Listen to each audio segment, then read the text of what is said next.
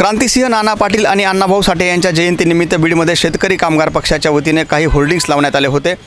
मात्र अजित पवार हे 7 तारखेला बीडमध्ये येत आहेत आणि शेतकरी कामगार पक्षाच्या कुठल्याही पदाधिकाऱ्याला पूर्वकल्पना न देता नगरपालिकेच्या वतीने जे शेतकरी कामगार पक्षाच्या वतीने होर्डिंग्स लावण्यात आले होते ते पूर्णपणे काढून टाकण्यात आले आहेत। त्यामुळे आता शेतकरी कामगार पक्ष आक्रमक झाला आहे। आपल्यासोबत भाई मोहन गुंड आहेत।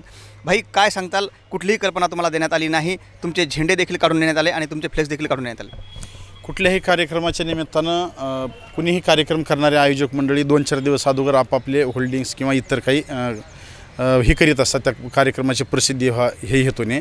तर आम्ही देखील क्रांतिसिंह नाना पाटील आणि अण्णाभाऊ साठेंची जयंती आणि शेतकरी कामगार पक्षाचा वर्धापन दिन इथं बीडमध्ये ठेवला होता।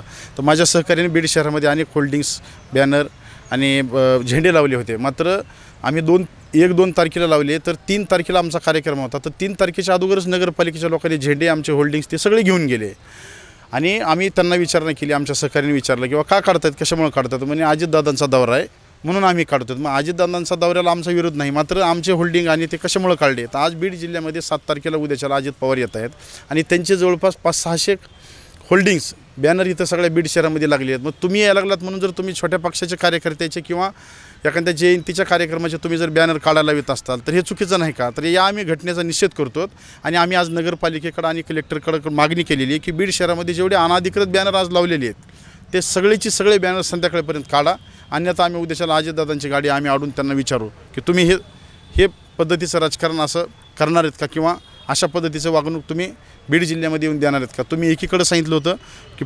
बारामतीच्या धर्तीवरच बीड जिल्ह्यामध्ये देखील कायदा सुव्यवस्था आणि सगळ्या गोष्टीचा इथं विचार करून इथं विकास कामं केली जातील, इथं कुठलंही राजकारण होणार नाही।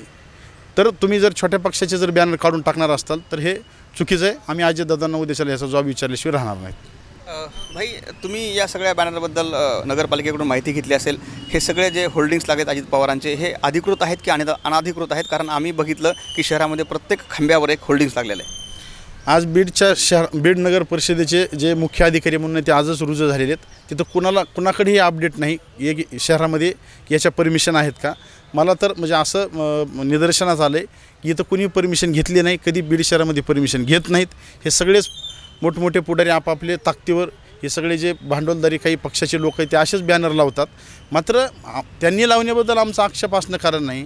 मात्र आज अण्णाभाऊ साठेंची जयंती केली, छोटे छोटे जयंती उत्सव समिती आहेत, आम्ही देखील इथं 3 तारखेला जयंतीच्या निमित्तानं होल्डिंग लावल्या।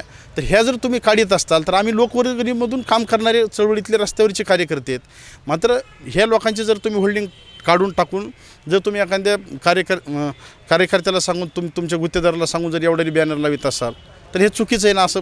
त्याच्यामुळं आमचा या घटनेला आम्ही निषेध करतो त्या आमचे बॅनर काढे त्याबद्दल।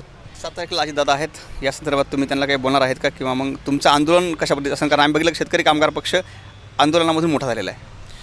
नाही, आम्ही त्यांना 100% जबाब विचारणार। हो का, मी रस्त्यावर आलो किंवा मी त्याच्यावर आवाज उठून नगरपालिकेला तक्रार दिली ही मी एक कार्यकर्ता असेल, मात्र छोटे छोटे जे कार्यकर्ते आहेत ऑदरचे सुद्धा जे उत्सव समिती ते लोक जाऊ शकत नाहीत। मी त्यांना 100% तुम्ही आमचे बॅनर का काढायला लावले आणि तुम्ही का काढले याच्यासाठी विचारणार।